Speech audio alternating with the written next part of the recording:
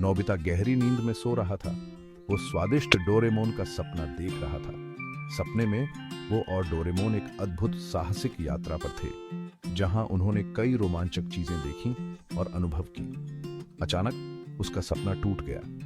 Nobita ने अपनी आंखें खोली और देखा कि वो अपने कमरे में है। उठो नोबिता, सुबह हो गई है और हमारे पास बहुत कुछ करने के लिए है। ये डोरेमोन था, जो भविष्य से आया उसका रोबोटिक बिल्ली है। डोरेमोन हमेशा नोबिता की मदद करने के लिए तैयार रहता है। नोबिता, मेरे पास तुम्हें दिखाने के लिए कुछ कमाल की चीज है। ये कुछ ऐसा है जो तुमने पहले कभी नहीं देखा होगा।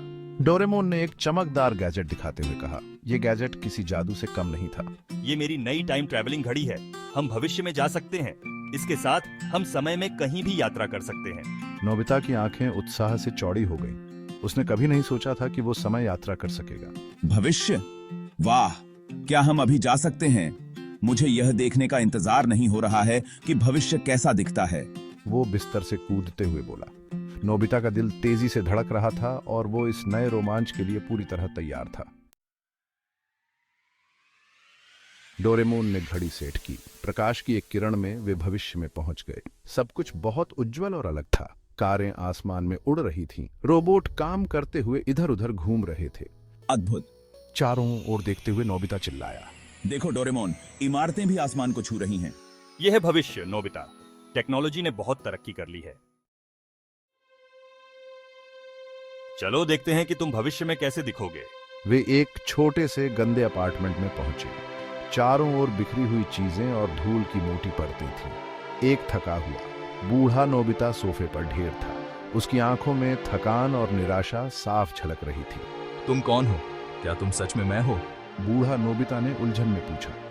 उसकी आवाज में एक अजीब सी बेचैनी थी। डोरेमोन ने अपनी यात्रा के बारे में बताया। उसने समझाया कि कैसे वे समय में पीछे जाकर नोबिता को उसकी संभावित भविष्य दिखाने आए हैं। ये तुम हो नोबिता, अगर तुमने मेहनत नहीं की तो। ये तुम्हारा भविष्य है अगर तुमने अपनी आदतें नहीं बदली। नोबिता हैरान रह गया। उसकी आंखें चौड़ी हो गईं और वह कुछ पल के लिए कुछ बोल नहीं पाया। क्या मैं? पर कैसे? यह सब कैसे हो सकता है?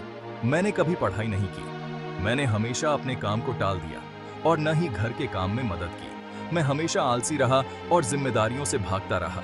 अब मेरे पास नौकरी नहीं है और न ही कोई मदद करने वाला है। मैं अकेला और निराश हूँ। लेकिन अब मैं बदलना चाहता हूँ। मुझे मेहनत करनी होगी और अपनी जिम्मेदारियों को समझना होगा। नोबिता ने ठान लिया कि वह अपनी आदतें बदलेगा और मेहनत करेगा ताकि उसका भविष्य उज्जवल हो सके। उसने एक नई शुरुआत करने का फैसला किया, एक ऐसा भविष्य बनाने का जो उसे गर्व महसूस कराए। भाग 4, मेहनत की शक्ति। मैं डर गया था। मैं अपने बूढ़े रूप जैसा नहीं बनना चाहता था। मैंने डोरेमोन की तरफ गिड़गिड़ाती निगाहों से देखा। डोरेमोन, मैं ऐसा नहीं बनना चाहता। मैं क्या कर सकता हूँ? ये आसान है नोबिता। तुम्हें कड़ी मेहनत करने की जरूरत है। पढ़ाई करो, अपनी माँ की मदद करो और हमेशा अपना बेस्ट दो। भविष्य पत्थर की लकीर नहीं है, इसे बदलने की ताकत तुम्हारे पास है। भाग 5, एक नई शुरुआत। यह कहानी नोबिता की है, जो एक साधारण लड़का है लेकिन आज कुछ अलग महसूस कर रहा है। अपने कमरे में वापस नोबिता ने दृढ़ संकल्प महसूस किया। उसके मन में एक नई ऊर्जा और आत्मविश्वास था। उसने अपनी स्कूल की किताबें उठाईं। आज वो पढ़ाई में अपना सब कुछ देने के लिए तैयार था। वो जानता था कि उसे क्या करना है। उसके पास एक स्पष्ट योजना थी और वो उसे पूरा करने के लिए प्रतिबद्ध था। जब मेरी माँ ने मुझे खाने के लिए बुलाया तो मैं दौड़कर उनकी मदद करने लगा। मैंने महसूस किया कि परिवार की मदद करना भी मेरे लिए महत्वपूर्ण है। उस दिन से मैं एक बदला हुआ लड़का था। मेरे अंदर एक नई सोच और दृष्टिकोण विकसित हो गया था। मैंने खूब पढ़ाई की और हमेशा अपना बेस्ट दिया।